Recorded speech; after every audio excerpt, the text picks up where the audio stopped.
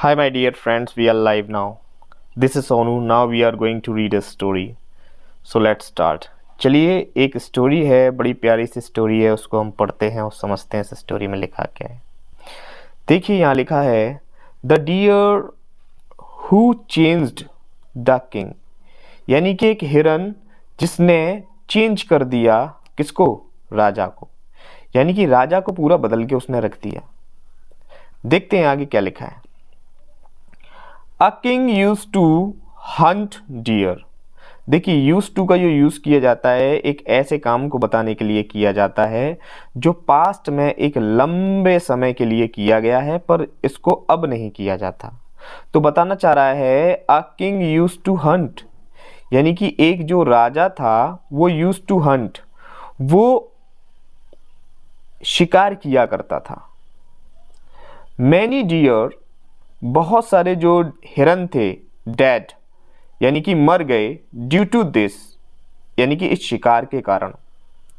One day, एक दिन, the dear जो हिरन था, one day the deer king came to the king and said, यानी कि हिरनों का जो राजा था एक दिन केम आया, टू द किंग यानी कि राजा के पास या राजा के दरबार में आया, एंड सेड और उसने कहा sir many of my dears, यानी कि मेरे बहुत सारे जो हिरन हैं आर डाइंग, वो मर रहे हैं एवरी डे, यानी कि दिन प्रतिदिन मेरे बहुत सारे हिरन मर रहे हैं।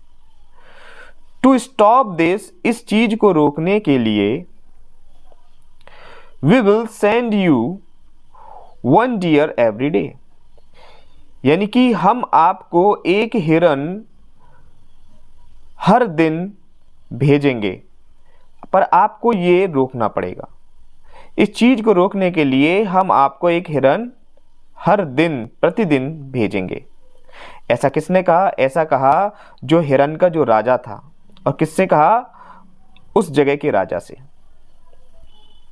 द किंग एग्रीड, जो राजा था वो एग्री हो गया। He was also very impressed, और वो बहुत ज़्यादा प्रभावित हुआ, इम्प्रेस हुआ, बाई द डियर किंग, यानी कि हिरनों के राजा से वो बहुत ज़्यादा इम्प्रेस हुआ। एंड सेड, और उसने कहा, क्या कहा देखते हैं, you will never be hunted, यानी कि आपका अब शिकार नहीं किया जाएगा।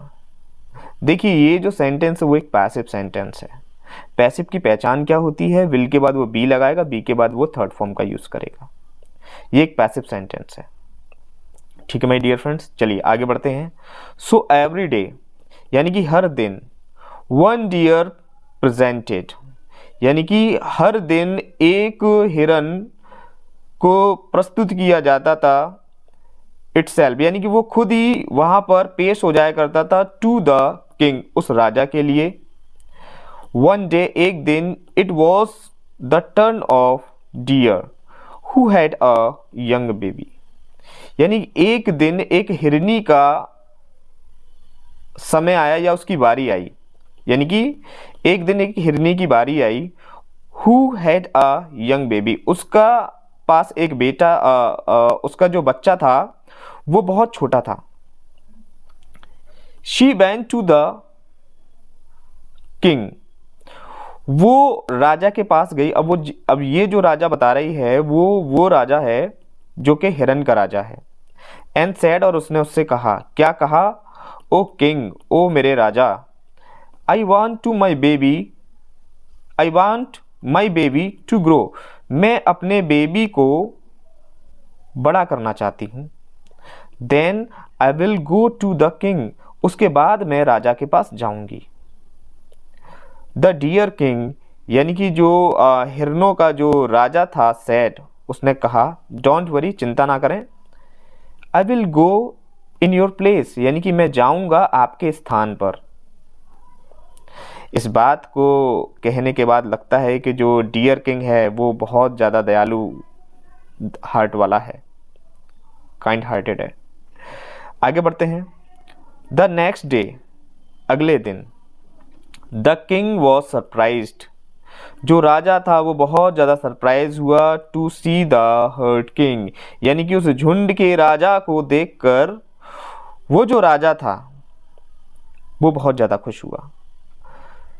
The deer king told him everything, यानी कि झुंड के राजा ने, यानी या फिर हम लोग इसको ये बोल सकते हैं कि जो डियर का जो राजा था वो खुद भी एक डियर था, उसने सब कुछ बता दिया उस राजा को।